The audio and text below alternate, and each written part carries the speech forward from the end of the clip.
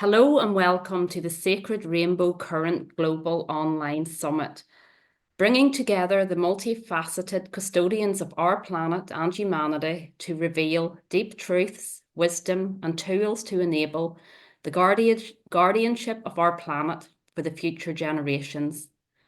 Sacred protection, connection, and the holding of earthly and cosmic light portals is potent to humans' highest timeline ascension.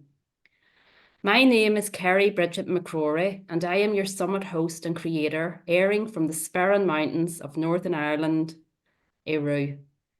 Today I am joining Leanne Skidmore of Omagh, County Tyrone in Northern Ireland. This lady is my sister, born in the Isle of Man, the second of 6 siblings with our shared Irish parents. Leanne has embraced her spiritual calling fully since 2018 and now helps people to connect with their loved ones on the other side of the veil. Leanne is a psychic medium, earth guardian nurturer, stargazer, water baby, and spiritual instrument of divine guidance. Coming from a family and tradition of women from Ireland who have been trained to lay low, serve, and not taught how to embrace our inherited spiritual sparks of knowing and wisdoms, I am today present and here fully with my sister, who I am extremely proud of, as she now openly embraces and shares her gifts to the world. Welcome, Leanne. Please say hello to our audience. Hello, Kerry. Oh my God, thank you for the beautiful introduction, which I didn't expect. Your words have really touched me. And I'm so happy and proud to be here today with you to share my story and my experiences. Okay, thank you, Leanne. Thank you for doing this and being here. So our topic today is bridging the rainbow realms. And the first question is, when and how did you first realize that you were being guided to cope, to cope? I'll start again. When and how did you first realize that you were being guided to open up spiritually, and how did you traverse this? Okay. When I think back about the start of my journey, it brings me back around 6 years, 5, 6 years, when I decided to go back to university and do my counselling. While doing my counselling, I realised that I had a blockage, something that had happened when I was in my early teens, that I needed to do a bit of self-work on and a bit of releasing. I realised I had a blockage. So I spent a bit of time, I suppose, dealing and observing observing all the hurt and all the pain from that.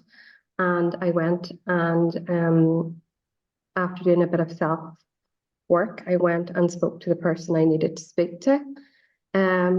Following that little bit of work, I remember coming home and I remember sitting outside the house and writing everything down on paper. And I remember going out, it was a full moon, and there was a lot of stars, and sitting outside my home and reading the letter out. And I remember asking my angels at that time and Our Lady to take it away from me, that I didn't want it anymore, that I wanted it to release it and let it go, and I wanted to be able to forgive the person that I needed to forgive. So I remember that night sitting and burning it and watching the ashes blow off in the wind beside me. And even that night, I remember feeling a bit of a release, and I felt a bit lighter. I suppose following that significant day or significant night,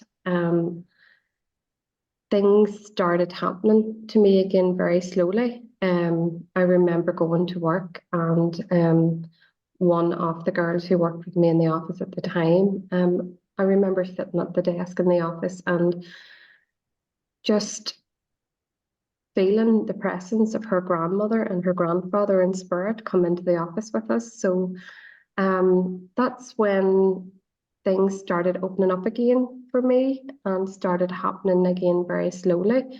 Um, and that was actually the start for me of a sequence of events that led to that began my journey and led to where I am today. So that was just the very first thing that happened. Following that, I remember the caretaker at work, whose grandson passed away, and his body, he was killed in an accident in Australia. His body was flown home and waked in her house. And I remember going into the house with the girls from the office to the wake. And here in Ireland, we go and we visit the family and we see the remains. And I remember her coming in and sitting opposite me, and the girls that I worked with were beside me. And I remember looking up, and I could just see the outline of her grandson standing right behind her. And it felt like he was trying to comfort her, and he was trying to let her know that he was there and he was around her, and she was going to be okay. Um, the next significant part after this would have probably been the loss of one of my students, who was found dead in a flat in a town we have over here in Northern Ireland. And she was one of my students that I probably would have been the closest to. And I remember after her passing, I remember going to her wake and had a very similar experience at her wake, whereby I could see her standing with her father. And after I came out of that wake, I remember the phone going off in the car. Now the phone had been completely turned off, and just strange little things started happening. It got to the stage where I would have been going to work in the morning, and I just knew she was in the vehicle with me. She was in the car with me. I knew when I looked in the wing mirror that she was sitting in the back of the car with me. So things started slowly happening. Um, for me, there was a lot of confusion.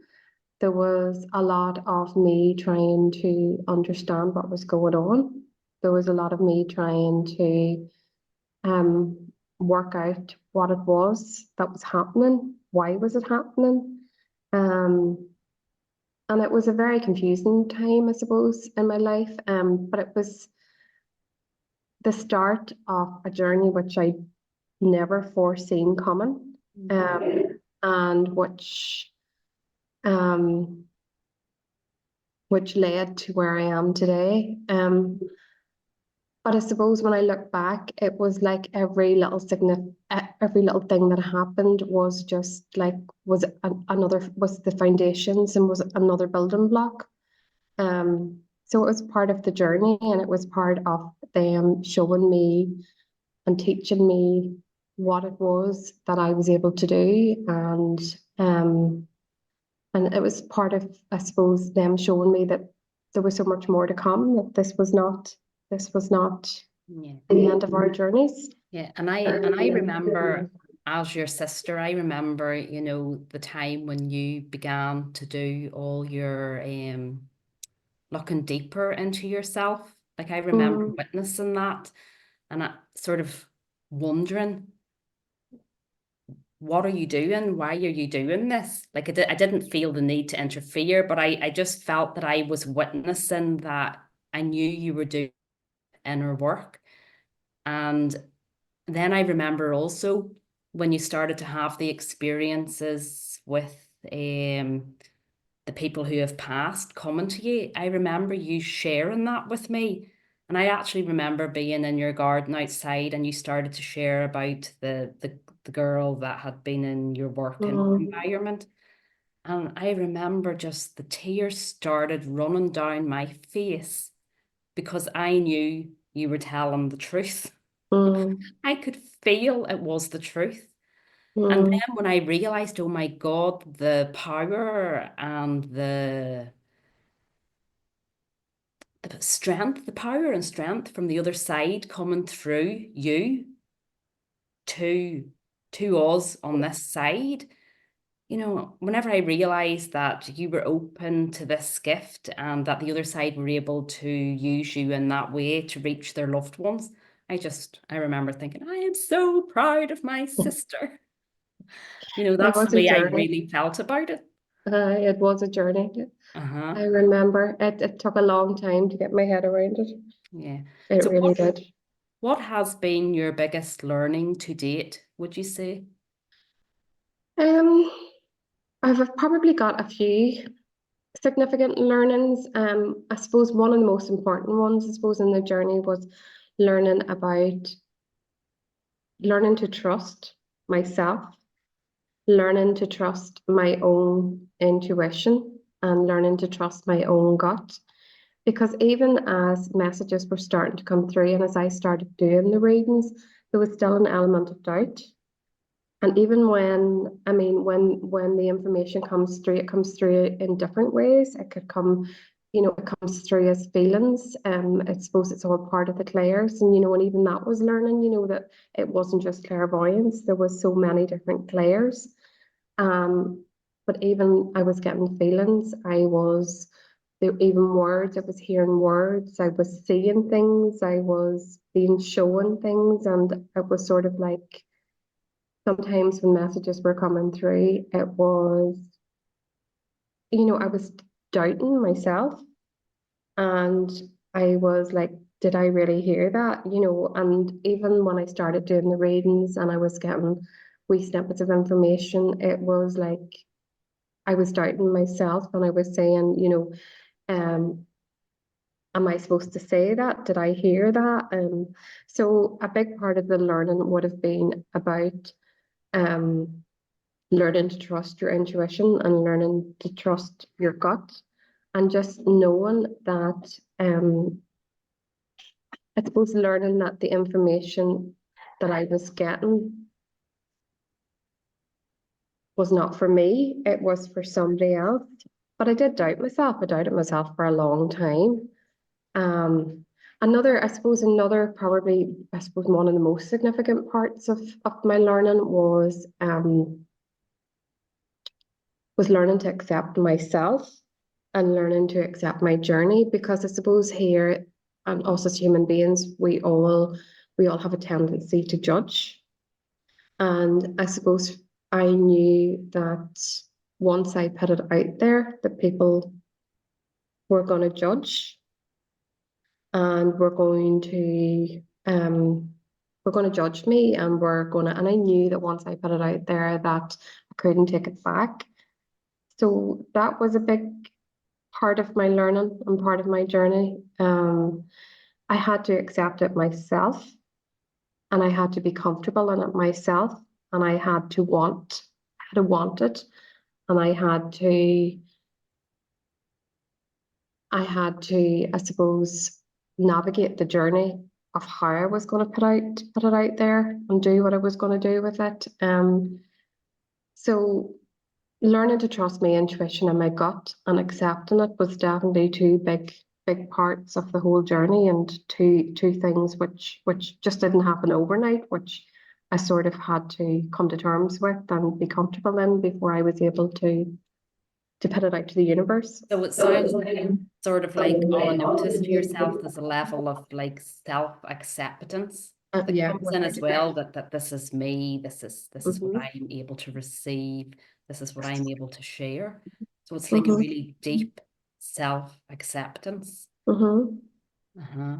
That's probably a Uh-huh. good way of describing it. I know, because people, I think when it comes to self-acceptance work, we're doing the work, but a lot of us don't realize we're doing the work because Hmm. that can be the really difficult work, Hmm. that we're in touch with seeing ourselves instead Hmm. of in touch with seeing how Hmm. society wants to see us. I know, and especially coming from that background where you've been out there working in big organizations as a manager, and then to go from suddenly being an academic and being a manager to all of a suddenly you've got this holistic, this spiritual side, it was a big change. It was a big change, not only for me, but I suppose for the family as well, like because, they had to they had to, what's that word? They had to accept it and had to take it on as well. Like, but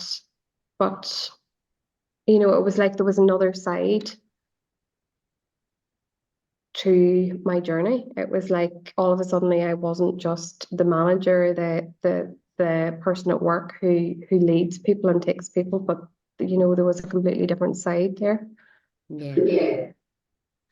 Now, when I ask you, how can we know spiritually on an everyday level that we are witnessed and held by those who have journeyed before us to the higher realms? Oh, do you know this? This is a lovely question because they are there. They are there. They are putting signs in front of people every single day, in everything we do. And it's just that I suppose us as human beings, the majority of people are not open to it. The more that a person actually is open to it, the more that they're receptive of what's been put into it, the more that they will pick up on these signs, the more that they will see the signs being put in front of them. It can be something as simple as a feeling. It can be, I say to people, it can even be as you're sitting there and you see a spark of light going past the side of your eye and you turn your head. It can be the numbers. It can be the feathers that come down in front of you or you find, or the pennies. It can even be a smell or a touch. The signs are there. It's just we as individuals and human beings are very closed off. So once a person has started to embrace their spiritual self and they are open to it, the more open people are to it, the more that they will pick up on what is there and what is around them. Um, for me, the two worlds are very close to each other. The two worlds are beside each other. It's just that we are not open to the signs that are put in front of us every day. For me, I also find as well, it's more that when I'm in I don't want to say a state of peace, but when I'm in a state of grace, when I allow myself to calm my body and just be in myself, that's when I am probably at the most heightened.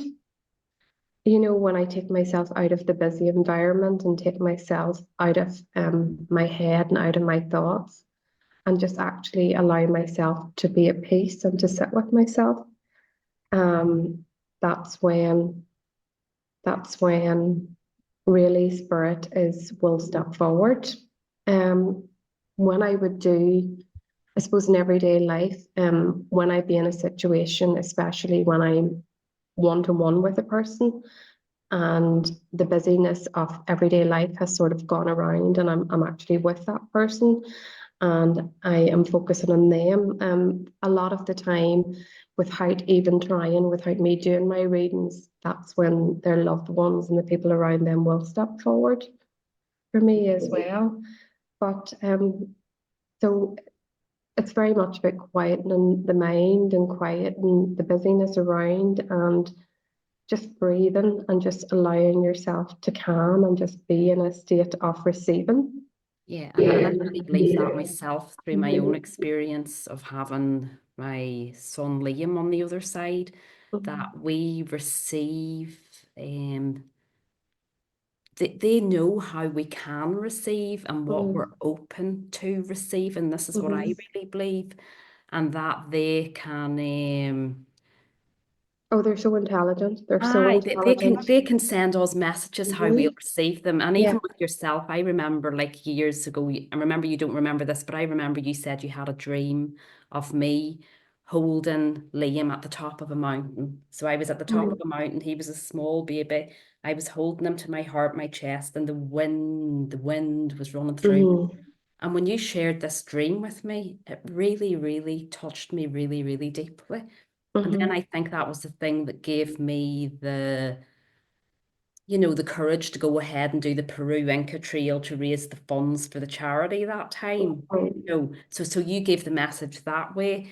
but also, you know, at other times where he has stepped forward Mm. and you have seen him and conveyed a message to me. And like, I know I couldn't see him Mm-hmm. because I would be on my knees weeping. I couldn't receive him that way, but he is open to send me Mm-hmm. messages through you. And also, I was always open to the rainbow. And that Mm-hmm. started from the very beginning. And to me, Yeah, that I remember that. started in the higher domain before everything Mm-hmm. transpired, you know, because it's been that powerful a journey. So I Mm-hmm. really, really deeply believe that how we are open, you Mm-hmm. know, if we can be open and know that they are still there, because sometimes if we're in total and utter grief, we it's like we We're become blinded. swamped. Yeah, we Mm-hmm. become locked down and we can't receive. But this is why your profession is so beautiful as well. Your profession is so beautiful because you can help people to receive through Mm-hmm. you, like you are Mm-hmm. the vessel. That's really, really beautiful. So, do you want to say a wee bit about your business where people can reach you and Um, my business is called Pennies from Heaven, NI.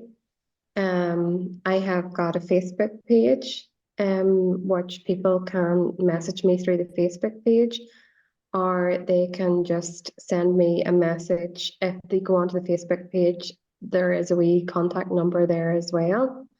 A lot of my bookings would probably come through people just sending me messages and WhatsApping me. I would do most of my bookings is one-to-one, face-to-face here in Oma, but I can also do online. I can do Zoom readings as well, and I have done that in the past. If a person's really struggling to come to me for a one-to-one and I really feel they need a reading, you know, I am able to do Zoom readings with them as well. Mhm. Um, but no, just go on and just look up Pennies from Heaven NI and they can reach me through that, through the Yeah. Facebook page or by getting And the details. do you have a free gift you would like to offer, or I'm putting you on the spot here? You might not have that ready yet. I would, no, I would have a free, will be doing 3 free online readings for the I will just be randomly selecting, doing a little draw and randomly selecting the numbers. So if you want to like and even share the information on the Facebook page, and I will. Yeah, that's really brilliant. I think you froze up on me.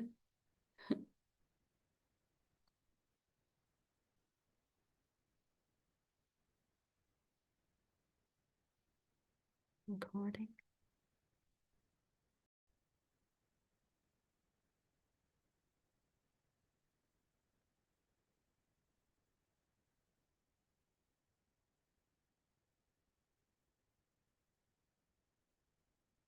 I sort of lost you here, Leanne. I'm not sure what has happened. Wonder why this has happened.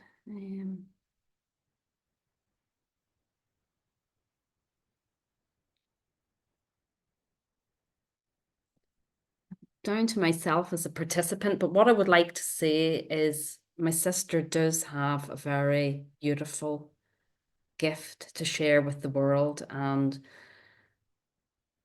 you've sort of been introduced to her today through this meeting we've had together as sisters, with her helping me to actually become used to using Zoom and speaking and sharing in my summits. So this is lovely. And do like her page, Pennies from Heaven, to be in with a chance to connect with her on that level.